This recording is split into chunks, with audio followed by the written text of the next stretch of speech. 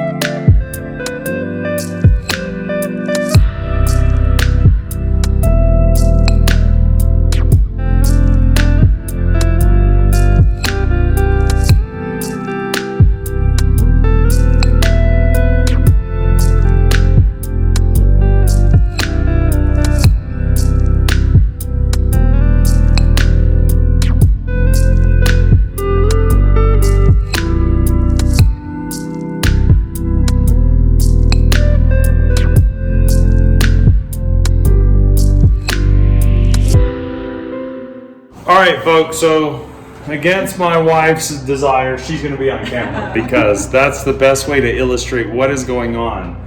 So, we don't have a name for this show yet. It's not going to be a very formal show. It's just going to be a show about our house. And we have a small 1905 cottage, right? Right.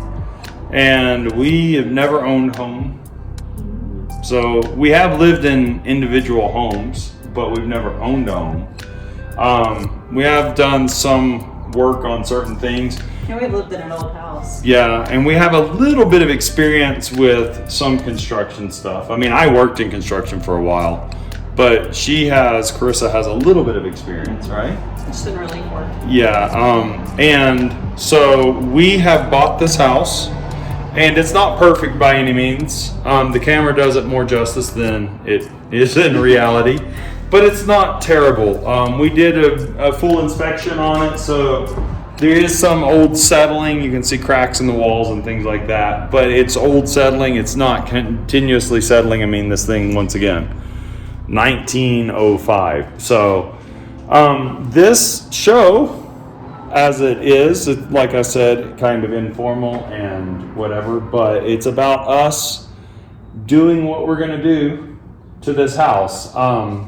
Some of the faux pas, some of the successes, of course. It's on 2 city lots here. We're in a small town in western Colorado, and so we have a 8,500-ish square foot lot. I think so. Yeah, I think it's about 8,900 square foot lot, which is not very common. Normally you would have this lot and then a house right next to it, but whoever purchased this lot a long time ago purchased 2 lots, so that's kind of nice. So it gives us much room to do landscaping updates and things. So that's what we're going to do. And the house is in pretty average state. I mean, for being a 1905 house, we just want to fix it up to more our style.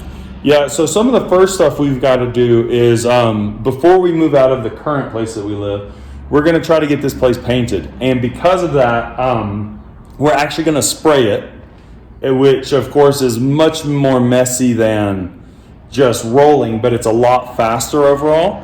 And you get a more, in my opinion, consistent kind of output on the end result, right? But that all being said, we've got to get some stuff done and get some supplies in and that kind of thing. And we've also got to get the electrical up to date because even though it is grandfathered in and it meets a code of electrical, it is not grounded to the outlets. So we've got a company called Power Source coming in. The fuse box is in your Yeah, electrical panel is brand new. There's some good wiring in here and things, but he's going to get it up to date for us with that. But it has a few cool features, like for instance over here. Look at this awesome 50s Newtone or 60s Newtone doorbell. That is so cool. We like vintage stuff, so that's the detail around the door here. Yeah, it's got a. So this house is a conglomeration of things. It's got like Art Deco door frames. It's got like our stuff. Newtone, doorbell. And then in the bathroom, this is really cool. I've never actually seen one of these functioning, but in the bathroom, where is it at? Oh, it's got a new tone vent, which is appropriate. I mean, it's like run into the attic like it should be, or actually it goes outside. And it's got a timer switch on this thing. So, you know, everybody hates it when you just like turn on the vent in the bathroom and leave it and forget to turn it off, and then there's that roaring in the background and it's frustrating and whatever. This one's got a timer, which is pretty amazing. And it works. How cool is that? So yeah, we got a few little features of it. It's got a bedroom. Well, technically it's got a non-conforming bedroom in the basement. Yeah. More of an office. So it's going to be more of an office. And it's got 2 bedrooms upstairs, and it's got a little garage out back that we'll show you a little bit more of.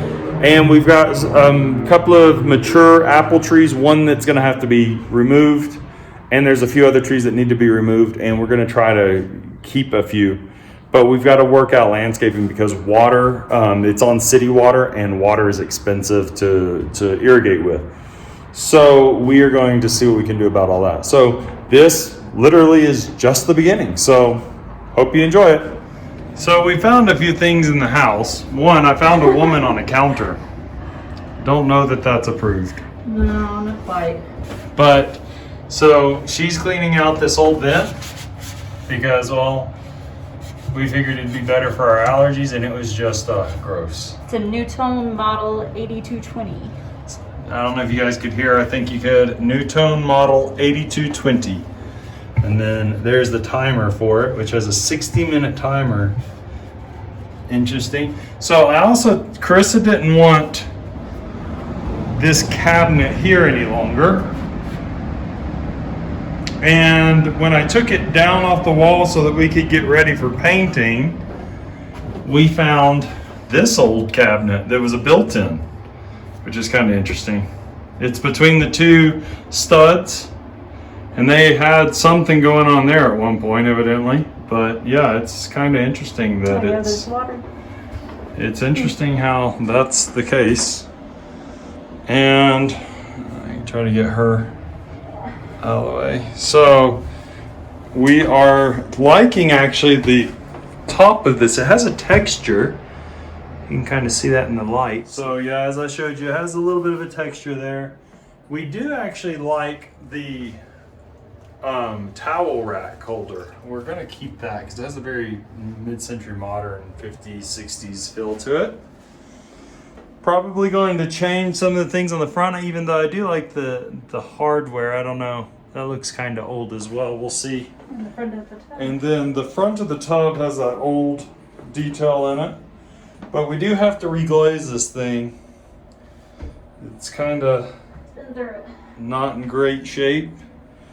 Got the old school fixtures on it, which are really cool with those diamond, like, I don't know what those are. Those are like kind of eyelet shapes in the old head on it. Unfortunately though, somebody did paint this tile, and you can see some runs in it there and things. I don't know what they did here. We're kind of afraid to dig into it, so we're not going to, is the truth of it right now. We'll leave that for a project for another decade when we can afford to tackle all the hassles that most likely will come. As we were talking about earlier, here's the old electrical box, electrical panel. Here's the new. So we've got a new electrical panel. I just watered our backyard grass because it needs it. Doesn't have a sprinkler system, and we're not sure we're gonna keep it with natural grass. We might go artificial back here.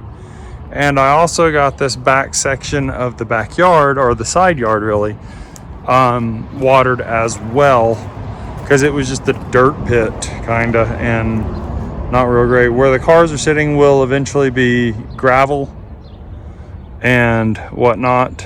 So yeah, there we go. Well, today didn't turn out quite like we had anticipated. We do have We do have our pizza though. We have our pizza and Went to drinks. Target for some cheap old chairs. Came back with these. Yeah, 2 of them. Came back with a terrazzo table and 2 Project 66 egg chair or 62 egg chairs from Target. We had planned on paying $40 for chairs, and how much did we spend in total? 85 a piece. Yeah, a lot, but that's okay. They'll last a while. Yeah, there's a fire pit here. That's gonna go away. I'm gonna build a new one. We have these trees from here that block our view and things, which aren't terrible, but the one fruit tree is completely dead, and as an arborist I'm going to take that down and get rid of it. But this elm tree we're going to get rid of as well. We have plans back here for this little area. There's the side yard area over there, which got a little bit of water today. This all got watered as well. And I was informed about just how big of an idiot I am when it comes to swamp coolers today. So we're about ready to tear down a wall. we almost, no joke, we almost tore down a wall because I hooked up the swamp cooler backwards.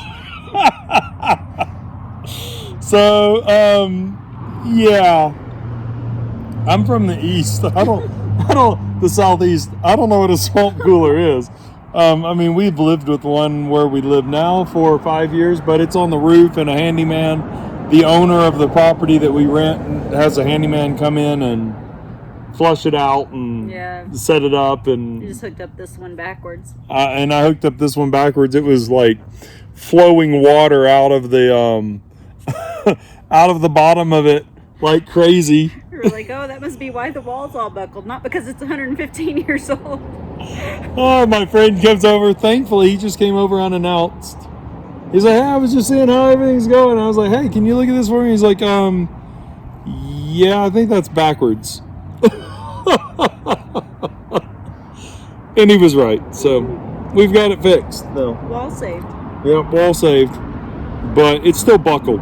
It's just... So since we saved the money from tearing down a wall and rebuilding it, we bought chairs. We got chairs. That's it. And we were going to have the whole house taped up for painting because we are painting the ceilings, all the walls, and all the flooring is coming out that's in there. There's hardwood floors under there, and if they're not good in sections, then we'll do something else at that point. But goal is to be able to revive all the hardwood floors. And so we had planned on having the whole thing taped up for spraying by noon or 1. And we haven't even gotten the spackling on the walls. We have the outlet plates off. We have the outlet plates off, and we bought $400 worth of paint from Home Depot. That's about as far as we've gotten. So yeah, it's going to be interesting for sure. And we have internet. Oh yes, we do have internet. And we have internet through a company called Elevate out here. Yeah. And they're using these new things. Yeah, it's a co-op. It's interesting. They're using these things called blooms. Yeah, it's just this little tiny thing. Instead of needing a big router, they have one box and then that. Yeah. And then a second one. It works kind of like a mesh network. Spread the signal through your house. Pretty cool. So they can get it out to the barn or the garage over here. And they can get it down into the basement. So that's pretty neat, I think. I like it. And other than that, I think that's all we accomplished today. I got some water in the yard. We have a tulip. And we do have one tulip. Here is our tulip over here. Yeah, it's really pretty, actually. Got a little tulip. Got some, I forgot what those are called. I know the name of them, but I just can't remember. And then our apple tree is blooming, which is really pretty. And I bought this. This is a, what is the name of that brand? They're famous. Melnor. This is a Melnor 9610. It's a tripod, sprinkler head that oscillates. and it's really good, but I'll let you guys know a couple things about it. One, for our yard, it's too big. They say it does up to 86 square feet, and I believe it, but the problem is when you get the water down to a lower pressure, the head will come around, but when it gets over here, in this case facing toward the house, the head gets stuck and it won't go back around if you don't have the right amount of water pressure.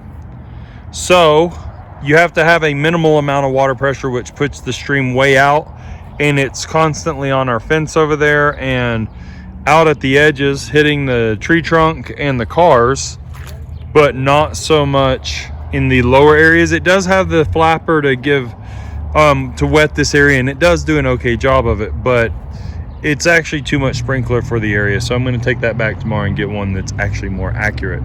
I did buy this at Home Depot, but I think it's a great sprinkler if you have a big enough yard.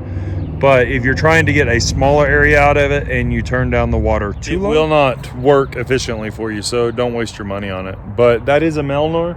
They've been around forever and ever. They're one of the first oscillating sprinkler companies, and they make quality products from everything I've seen. So they even make those old tractor sprinklers that follow the hose around and things like that. So tomorrow we'll be back at it, working on the house, trying to get it ready for paint. And once it gets painted and once the flooring's up, I think it's going to be a tremendous difference than what it currently is.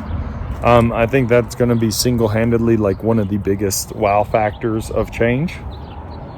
My wife's over here on her phone, but don't you think maybe one of the biggest wow factors getting it painted that white and getting the flooring removed? Yeah, So it's, it'll totally transform it. yeah, the flooring in there right now is kind of dark, and the hardwood is oak, and it's like light colored. It's a honey colored. So It has carpet tiles on it right now that are holding on by 4 clear adhesive stickers, so those aren't too bad. They're pretty easy to peel off. yeah, But in the bedrooms, it's carpet that's been glued, yeah, that's not great. and there are rotted spots of the hardwood. So we'll yeah, see and how then it there's goes. the the kitchen with vinyl on it, and we went down in the basement and looked, and it looks like they put vinyl on the hardwood. It looks like it is hardwood. And it's clearly flooded at some point, and from first There's pipes water or stains. something. So we'll just see. We had no expectations coming into it. So Yeah, I mean, imagine that 115-year-old house that has flooded. Who would have thunk? It doesn't look like it flooded from external factors. It looks like pipes bust or whatever. And if it doesn't work out, it's an opportunity to put down green carpet. Yeah, we actually do like avocado carpet, so Yeah. that would be an option as well. And it goes good with the decor that we have for the house. So you guys will see it all as we get going, and we have a lot of interior projects still ahead, but we have even more exterior projects, I would say, coming on. And you guys will all be part of it. All right, so keep focused and stay tuned in.